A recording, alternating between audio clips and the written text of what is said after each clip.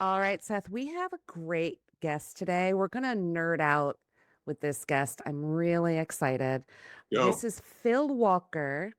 So, not long ago, Phil made a video on Substack, I mean, within the last couple of weeks, and it really took off, which is not an easy thing to do on Substack.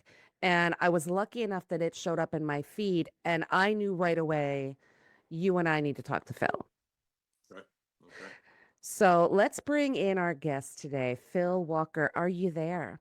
I am here. Hi, everybody. How are you doing? Hi, Hey, great. Phil. So nice to meet you. Thanks for joining Likewise. us.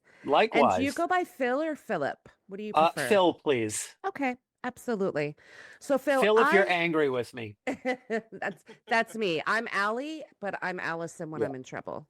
Yeah. So I saw your first video, your very first hmm video on Substack, which kind of blew up from Substack standards. I'm sure you must have been I I was surprised. I was floored. I thought this was going to be a friends and family thing, and I'm getting thousands of messages every day. That's wild and so cool because you have, as they would say, as Liam Neeson would say, a particular set of skills, right?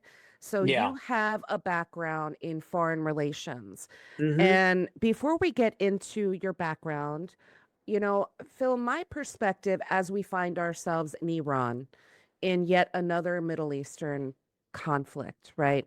And all the offshoots that are happening around that as well. I often go back to Americans, I think, find the Middle East very confusing. Um, what is fed to us is really that the Middle East has endless conflicts. They have religious extremism and terror networks, right? I think hmm for the most part, that's what Americans think about when they hear about the Middle East. And yet we repeatedly find ourselves engaged in conflicts with different regions. So, can you talk to me just sort of, oh, first of all, how did you get involved in foreign relations? I know, Well, go ahead. sure. Well, two things I want to say. They're sort of related and they're sort of distinct.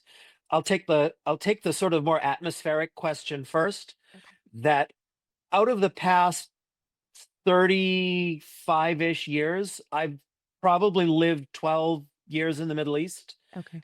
mostly Egypt, Palestine, and a fair bit of time in North Africa as well. And for the most part, it's not what you see on TV. Wow. It's a part of the world full of really nice, really educated, moderate, decent people who want to just live and thrive and be happy. By and large, they like America, even though sometimes maybe they shouldn't, given Mm-hmm. some of the things that we do. And all the other stuff is also true. But my direct experience is what I just said. Yeah.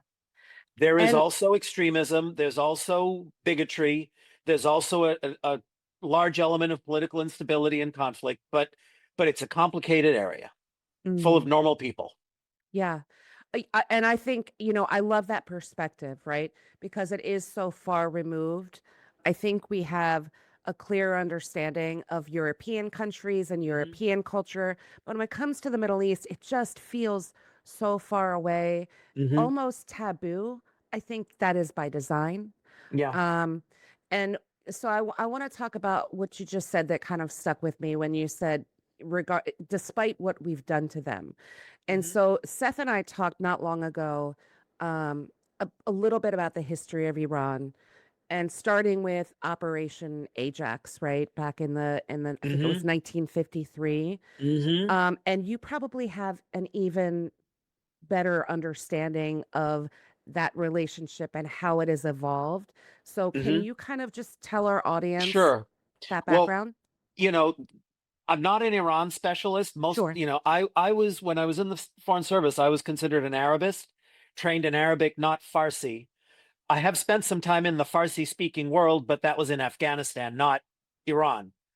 So like going back, Second World War, immediately post Second World War, Iran as a modern country was pretty much in the British orbit and never a colony, but definitely within the British sphere of influence. And in the very early 50s, Iran sort of got pulled into the growing Cold War great power standoff. And in that period of time, Iran had a democratic election and a democratically elected government, the Mossadegh government, that, among other things, was playing footsie with the Soviet Union, not a client state or anything like that, but trying to play both sides, basically, and also made moves to nationalize the British petroleum facilities in Iran. And the CIA overthrew the government. Mm-hmm. The Um, CIA, along with the MI6, right? It was mhm, a joint mhm. operation, I believe. You may know better than I do. I wasn't there, didn't do that. Yeah. But installed the Shah that Hmm. ruled until the Islamic Revolution in '79, and people remember that. Yeah. People remember that, and my impression of Iran is it's a country unlike any other in the Middle East, with the possible exception of Turkey.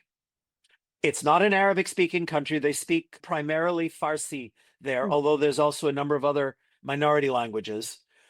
We're talking a 3,000-year-old culture, a very proud history, a strong sense of national solidarity, and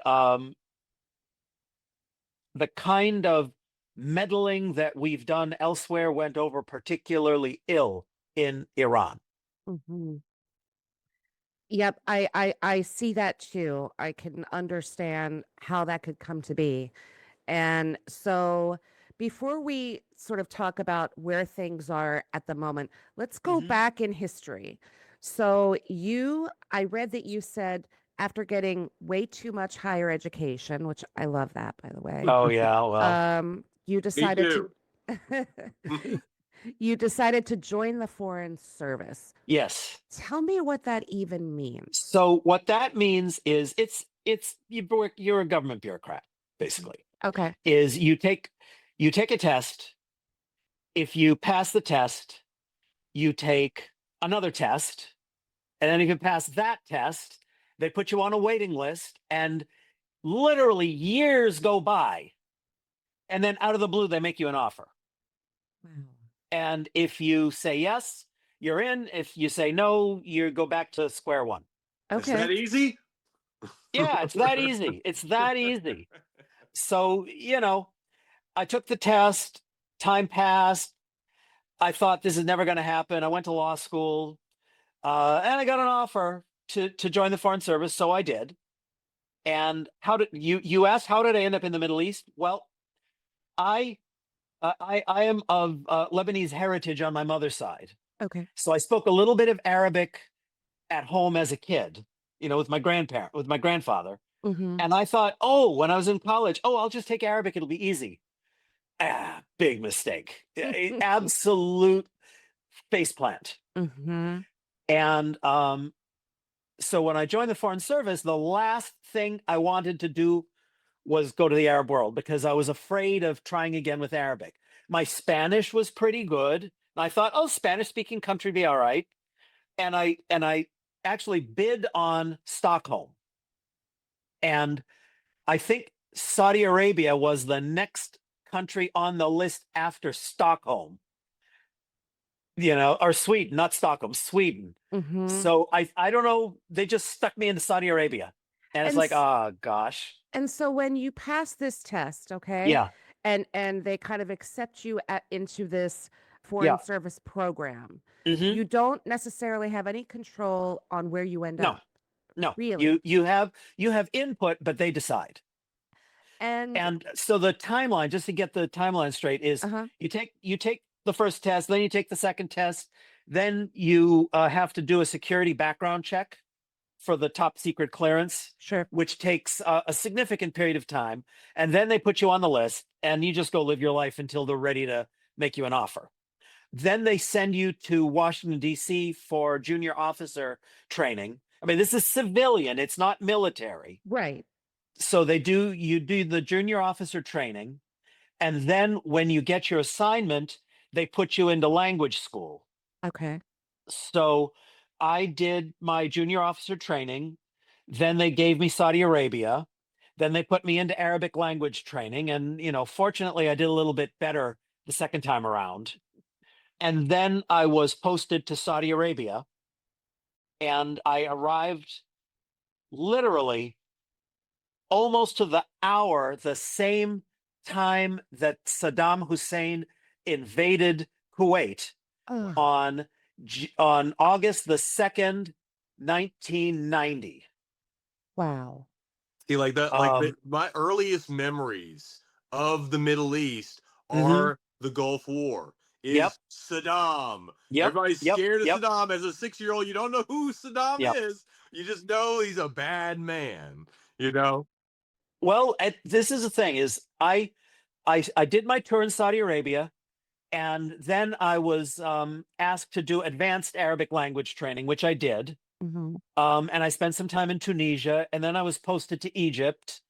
And then I loved Egypt. Actually, I like Tunisia as well. I loved Egypt.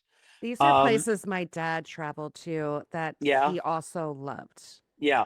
Yeah. It's a little funky. It's not Yeah.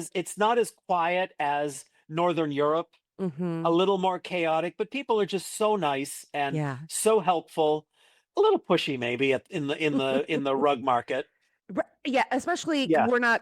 Yeah. we don't have that. We don't have Yeah. that sort of open market Yeah. bartering system happening Yeah. really anywhere in America. So then it was Palestine for a couple of years. I'm trying to think. After Palestine was Iraq. I was a vehement opponent of the Iraq War. Me But- too. But after it was all done, I went to Iraq with the occupation government.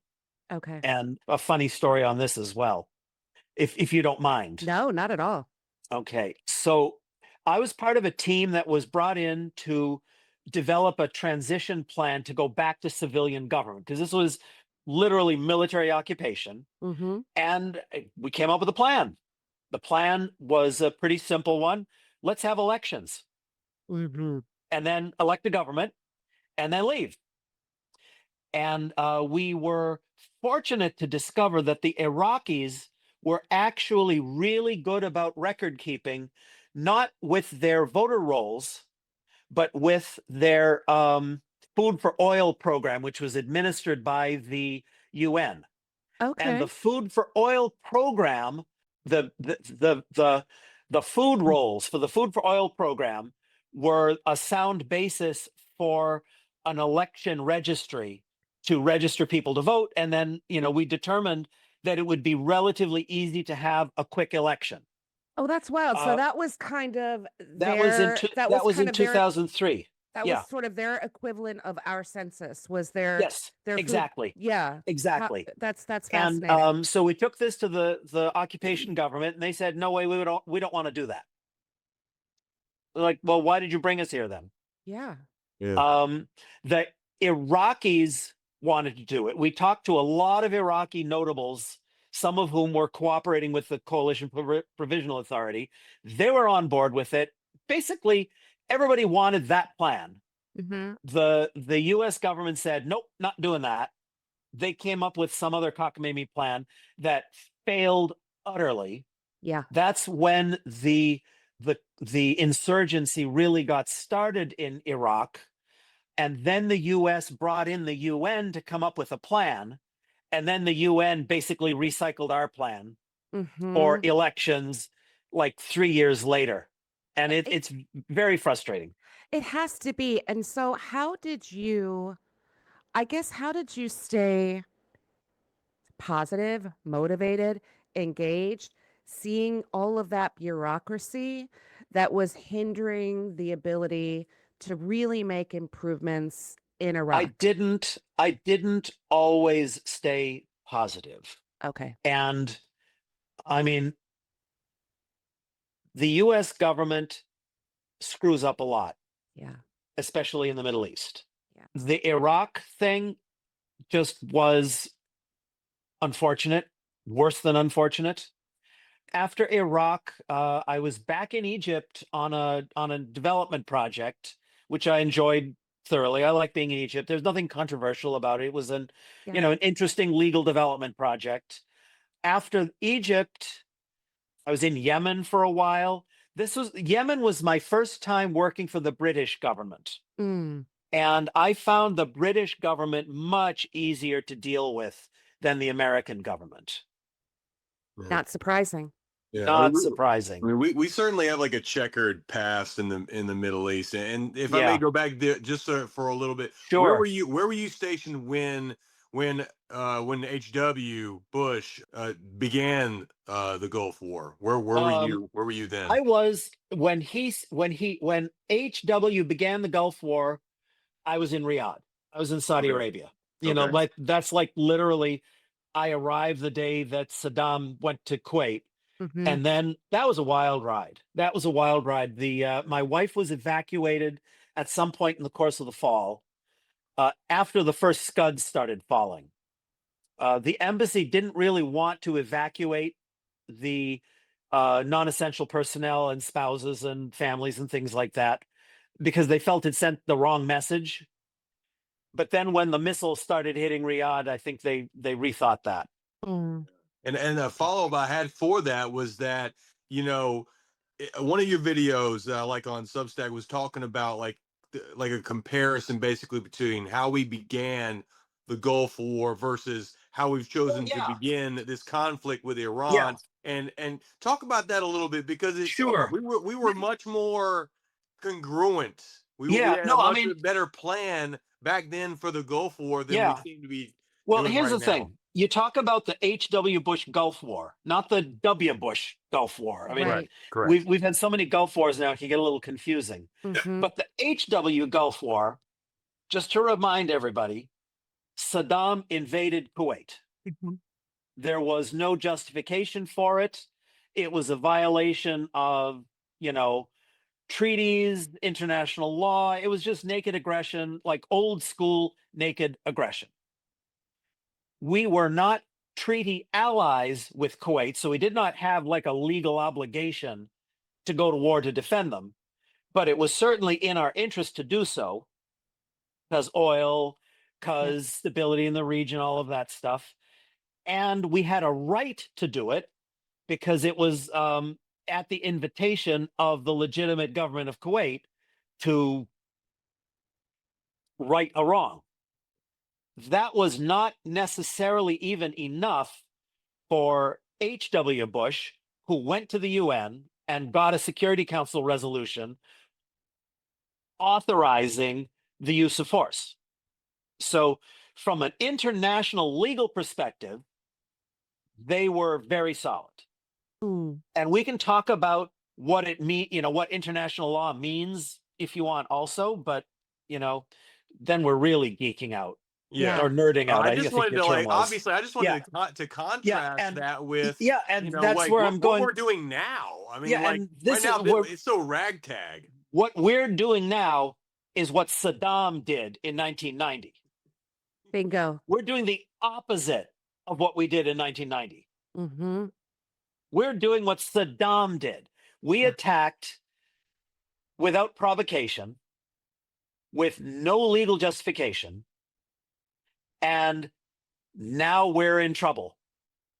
And it's very similar to what HW did when we invaded Iraq after, or George W. Sorry. It's more like what W did. W did.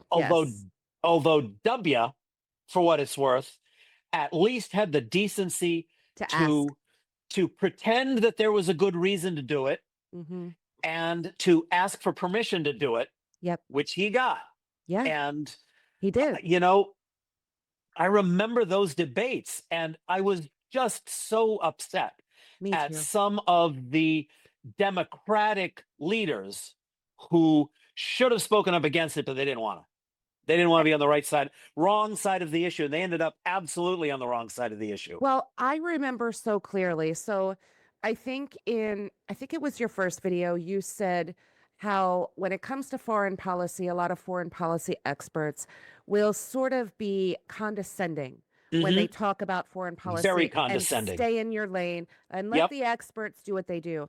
And what I remember about that time period was September 20th, 2001, Mhm. when George W. Bush announced, you are either with us Yeah. or you are with the terrorists. And Mhm. so when we were going through all of those, when they were making the case to go to Iraq, Yeah. it was all shrouded in, if you do not support Mhm. what we Yeah. want to do, you are unpatriotic.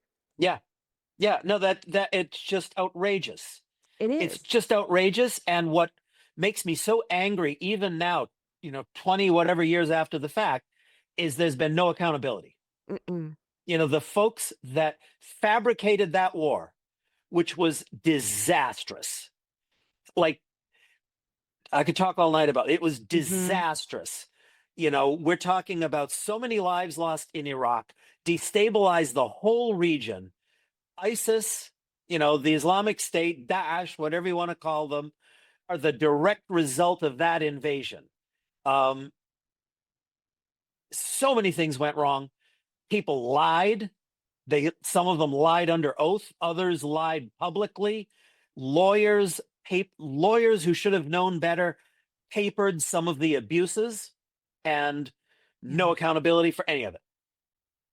So let's go to today, okay? Yes. What's happening in Iran today? And it changes every day, and we don't seem to have a Hmm. cohesive, clear message, unlike W, right? Yep. They all lied through their teeth, but they did have a very clear, cohesive message They around got their the story straight. justification. Yeah. Right. Right Hmm. now, every day that goes by is something new.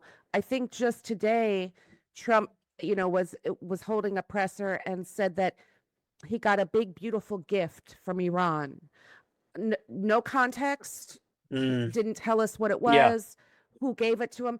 I haven't even heard him mention a specific name in terms of who they are negotiating Hmm. with in Iran. Hmm. So, Phil, what is your opinion based on what seems to be absolute chaos? My opinion is Trump walked into this war with immense arrogance and no plan to speak of. Mhm. I think part of it is he's losing a step. Like, I mean, I'm no fan of Trump, but I don't disagree with no more forever wars in the Middle East. That was probably a wise thing. Yeah, I think we all And agree with that. yeah, like, and But it's and out the he window now. it's out the window. Exactly. I think he is losing a step, and I think he was easily led into this because he's a demented old man. Yeah. And I almost think that the lack of a plan, the lack of an actual plan, is evidence that he was led into this, because if there had been more deliberation and more discussion I'm talking internally in the White House and in Sure. the foreign policy establishment, and if Trump had actually focused a little bit, he might have said this is a dumb idea and not done it. And so the consensus seems to be, Phil, that he was led into this by Israel and Yeah. more directly by Benjamin Yeah. Netanyahu. No, and I believe that. Yeah, You know, I I do as I well. will I will stop a little bit short of saying it's the Israelis doing, Sure. because we decided. Yep. And there are lots of pressure groups in the United States and in the world that are always seeking to curry favor with the US administration. We did it, Yeah, you we know. did it. We did it. And I'm a little bit of a armchair Trump whisperer. Hmm. I just had I seem to I have had enough narcissists in my life that I can read him pretty well. Hmm. To me, he's desperate for an exit ramp. He is Yeah, desperate for an off ramp. I I think completely he agree. has quickly realized he has bitten off way more than he can Hmm. chew. Polling around what's Yeah. happening in Iran, very low, except for within his base, which will support him doing anything, Oh God, including can I apparently interrupt shooting you? someone on Fifth Avenue, right? Yeah. Can I Doesn't interrupt you matter. just for a sec? I Sure. I completely agree. I especially agree that he wants an off ramp. Mm. And what he's discovering, to his chagrin, is that it's not entirely up to him. Not anymore, right? Not anymore. Not anymore. You've I think poked the the bear. Iranians have realized they have a little bit of leverage over him, so they're going to extract some concessions before they let him off the hook. And that's wild to think of. Yeah. That we began this act of aggression by bombing Iran and taking out their supreme leaders Yep. and the hierarchy beneath that. And now in order for us to get out of this situation, we are going to have to make concessions. Any guesses on what those might be? You know, I've been thinking about this a lot. I've been turning it over in my mind. And the only thing that I can think of that's realistic, I mean, the Iranians are going to ask for everything under the sun. The only thing that I can think of that's realistic is get back on track for nuclear negotiations. I mean, they agreed on a reasonable deal with the Obama administration, whatever, 8 years ago. It was a good plan. They stuck with that plan. They might be persuaded to go back to something like that plan. They're not going to do it under duress, you know, when there's bombs falling. They're just not going to. So what I think would probably be the best possible deal under the circumstances for all sides is a solid guarantee that the United States and Israel will not attack Iran again within some reasonable period of time. And that would require a treaty of some sort, I'm assuming. It wouldn't necessarily require a treaty, as in like a legal document, but it would require a guarantee from a country or a couple of countries that have the ability to the U.S. and Israel in line. Why would Iran even be incentivized to believe a commitment like that coming from the U.S. and Israel? That's the thing. They aren't. Trump's gonna lie. We've already ripped them off twice already. Like literally. We have no credibility with the Iranians or anybody else. So this is why I say there needs to be a third party that has enough clout to make it painful for us if we don't live up to our agreement. Okay. And that country would probably be Saudi Arabia. Okay. And Trump's already been caught saying like, "Oh, we've had productive talks." Yeah, but he's lying. Like, he's got to be lying. No. He's lying.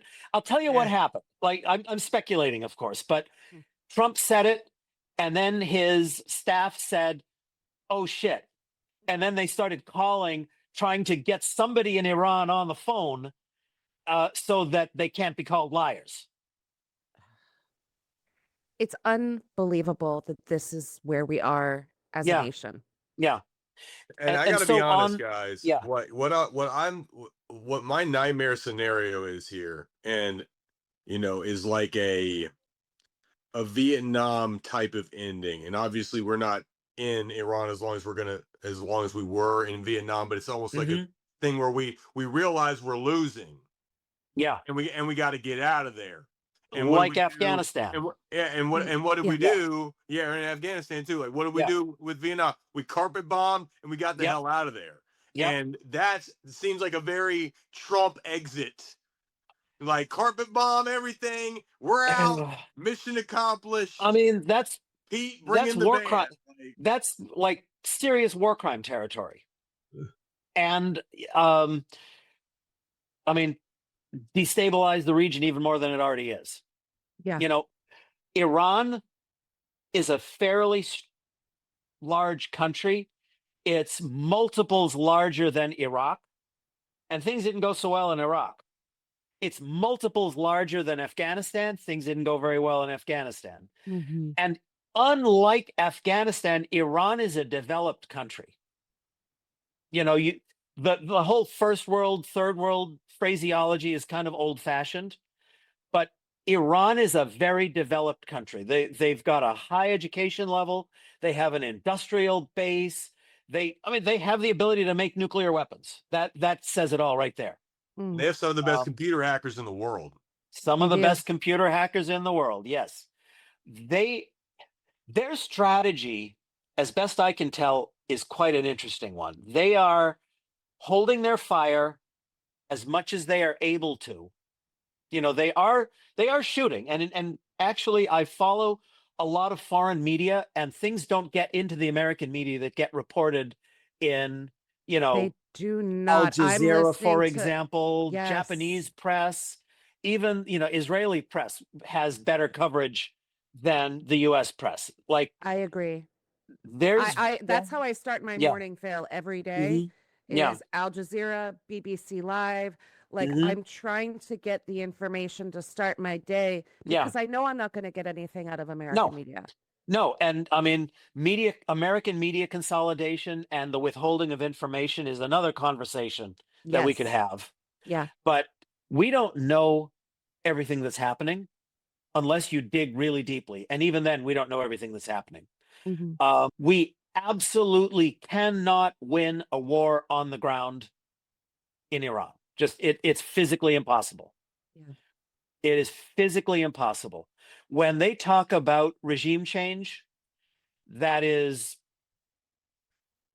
not likely to happen. Hmm. I mean, we just don't have the physical ability to do it. This is not Venezuela where you've got a deal on the side and you just go snatch the president and then make nice with everybody. This is an ideologically committed regime with a lot of depth and a systems in place. You kill a leader, they elect another leader. This is Yeah. a It's different ball game. whack-a-mole, right? Yeah, yeah. Literally. And what Um, I'm hearing is even if we sent all of our troops, literally all of them, and everyone in the National Guard, everyone in reserves, it still would not be no, sufficient to no, win a ground war in Iran. no. It is just not going to happen.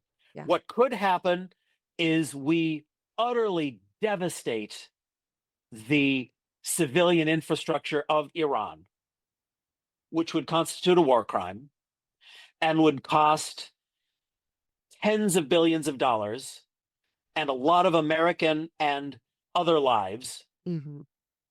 and would accomplish nothing more than death and destruction.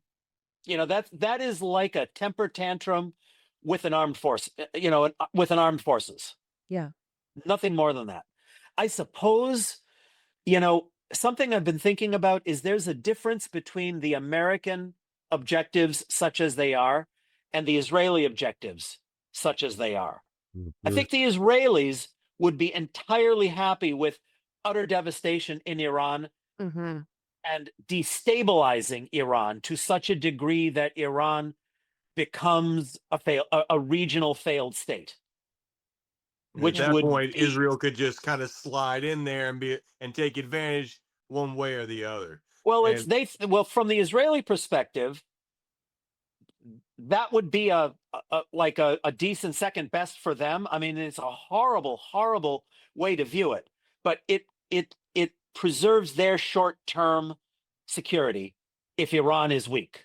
Hmm. Now, I have to tell you, like I've been thinking about this a lot with regards to Gaza, that Israel really has gone in a dark, nihilistic direction where Yes. they're not even thinking about a lasting peace in the region. They're thinking about, you Domination. know, just smash their rivals to get 20 years of peace. Hmm. And then when their rivals become strong again, smash them again. But that's not a solution. That's just postponing doomsday, Yeah. because that's not how you make peace. You don't Absolutely.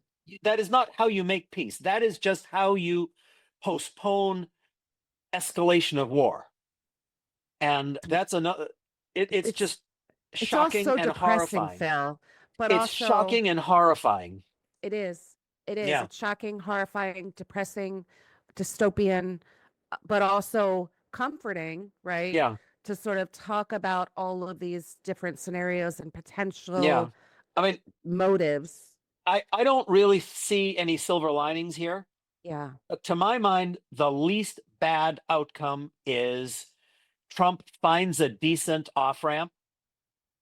The Iranians allow him that decent off ramp, Mm-hmm. and maybe Trump will be a little bit more cautious of the Israelis in future and take negotiations with Iran a little more seriously. And it would be such a magnanimous act for them to allow Yeah. him. I Yeah. mean, make no mistake, if Trump is able to get out of this situation, Hmm. it is Iran allowing him to Yeah. get out of the Yeah. situation.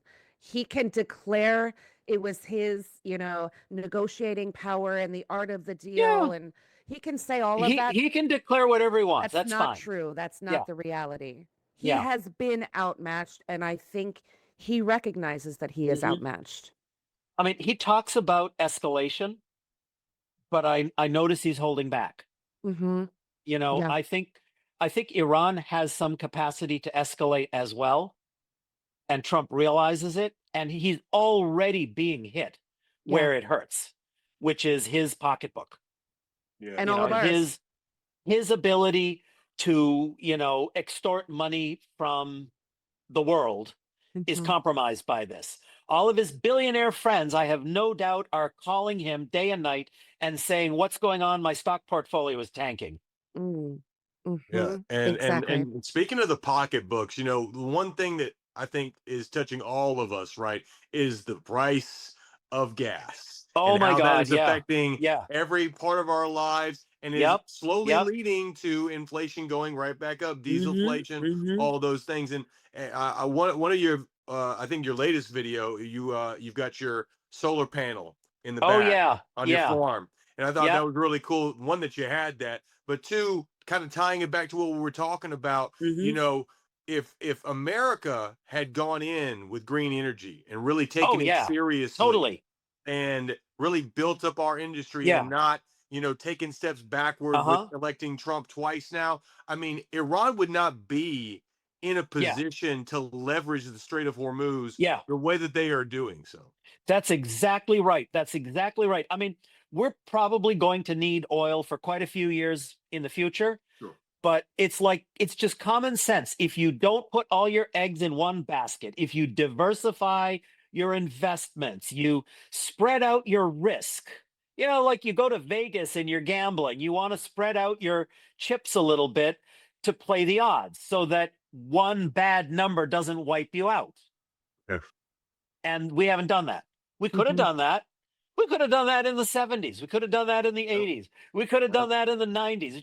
It's like the minute we get past the immediate crisis, it's like, do what's easy. Yeah. For a change, I would love to see us do what makes the most sense with a 5-year or a 10-year or a 20-year perspective rather than just do what's easy. I agree. I think we all agree on that. Mm. Phil, before we talk about, first of all, this has been delightful. I hope we can have you back again because Sure. Yeah. these conversations they're so vast. There's so much history involved. Hmm. And like I said earlier, the situation changes daily. So it's a lot to try and wrangle, I Hmm. think, for most of us. Sure. So just sitting down and having these conversations and unpacking things a little bit, I find extremely helpful. Did I hear you say you're going to be doing a podcast or you're doing a podcast? No, no, No. no. Okay. I may have misspoken. Okay. Look, I'm new to all this stuff. I get it. I'm still figuring out how Substack works. Yeah. Well, it's working for you. Yeah, You're doing quite apparently. well Yeah, over there.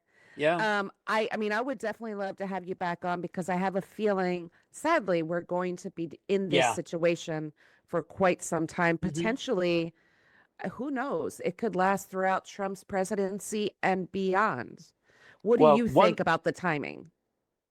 uh, I think that one thing that we can look at in the near future that is relevant and give us an idea of where we're going with this is Trump's supplemental budget request. The what was it, $200 billion that Another he 200 asked billion. for? Yeah. Yep. That's insane. That is Mhm. far more than we spent in Afghanistan in a year or Iraq in a year. Like, war is expensive, and the way we do war is really expensive. And even by those standards, that's a large budget request. Like, I doubt they actually have numbers to back that up. I think I think it was simply they knew they needed to go back to the Congress for more money, so they just made up a number. Well, I mean, And it's been even more confusing. Like, Yeah. are we scaling down? Are we Yeah. withdrawing? Because $200 billion doesn't sound like you withdrawing No, from that a is not damn withdrawing. thing. Well, one of the things that nobody's talking about is the cost to date of this war, or not talking about it much. But we are using $1 million missiles to knock down $40,000 drones. And they have a lot of those $40,000 drones. Yes. And they have the capacity to manufacture them as fast as we can shoot them down. And they're getting support both from Russia and China to keep this war going.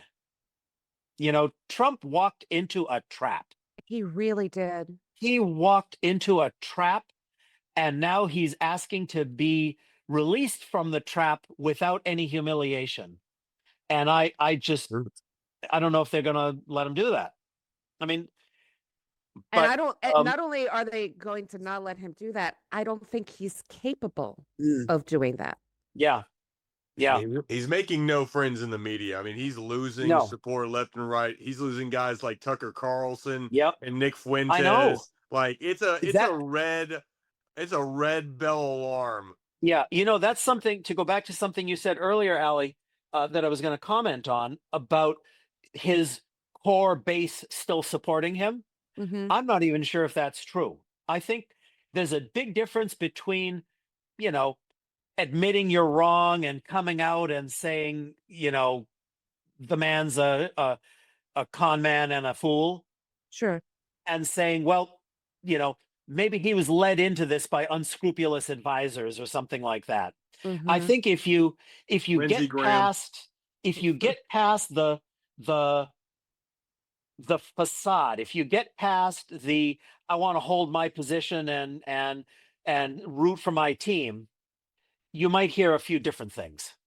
I have a feeling, if anything, because he's already laid the groundwork for this by saying that Pete Hegseth was the first person to speak up in support of invading Iraq, of attacking Iraq or Iran. Sorry.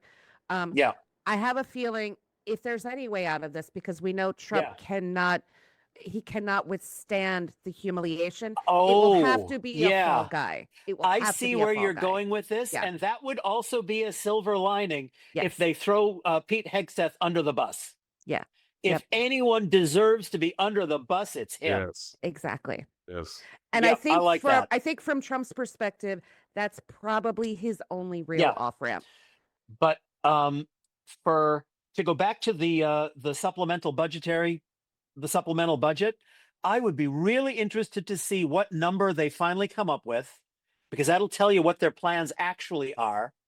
And I would like to see who votes for it. I hope no Democrats vote for it. Me too. And I hope a good number of Republicans do not vote for it, because we can't even afford it, Phil. Yeah. No, we can't. We can't afford it. Absolutely not. Solvent at this point. Yeah. Like, no, it's whoever does vote for it, they're gonna have a taste for king crab. Yeah. Just a guess. Yeah, for sure. I think whoever votes for it needs to hear about it big time in November. Yeah. Agreed. And that's what we're working on separately. This conversation was sort of a very welcome derailment. We've been interviewing grassroots progressive candidates all across the country, trying to platform them so people get a chance to know them. There's a lot of great people out there running right now that don't have a national platform and don't have corporate dollars and don't have foreign interest money. But this was just, I had to talk to you. I feel like we're all talking about Iran. We're all worried about what's going to come next with this situation. And this conversation has been really informative. And I really hope that you'll come back and talk to us again. I would be happy to. I'm very flattered to be asked to come on. And this has been a lot of fun. Really enjoyed it. Yeah, me too. I'm going to try and get a video out tomorrow.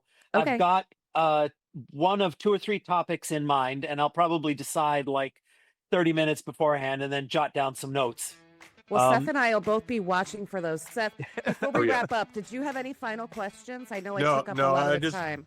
No, I just wanted to tell you thank you very much, Phil, and we're really appreciate your expertise and perspective, man. This was enlightening. Thank you, Seth. Thank you, Seth. Thank you, Ellie. It's been a lot of fun. I really enjoyed it, and looking forward to the next conversation. Yeah, let's do it again. Awesome. Thanks, Phil. Take care, guys. You too. Bye-bye. Yeah. Bye-bye.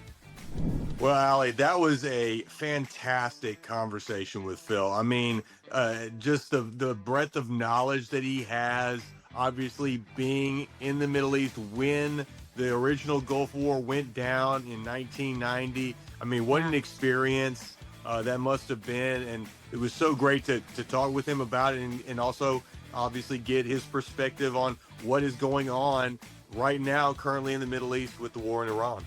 Yes, that's 100%. And, the thing I really appreciated talking to Phil about was not only the situation that we're in Iran right now, but the way that he was able to speak about it with, with his experience and with such honesty and frankness that we're not hearing from our media here in America. He's calling a spade a spade. He is saying, listen, this is what's happening. This is really the only potential ways out of this situation that we shouldn't be in to begin with. It was just really refreshing having that conversation and hearing someone say those things that I think so many of us are thinking and feeling. Yeah, I mean, there's a lot of talking heads on TV that want to talk about it and have an opinion on something, but Phil was there. Mm-hmm. Okay, Phil knows these people. He knows people in Egypt. He knows people in the UAE. He knows people all over the region. So, I'm very excited that we got to talk to him, one, and two, that we can kind of lean on him for some good insider knowledge in the future, as this war continues to develop.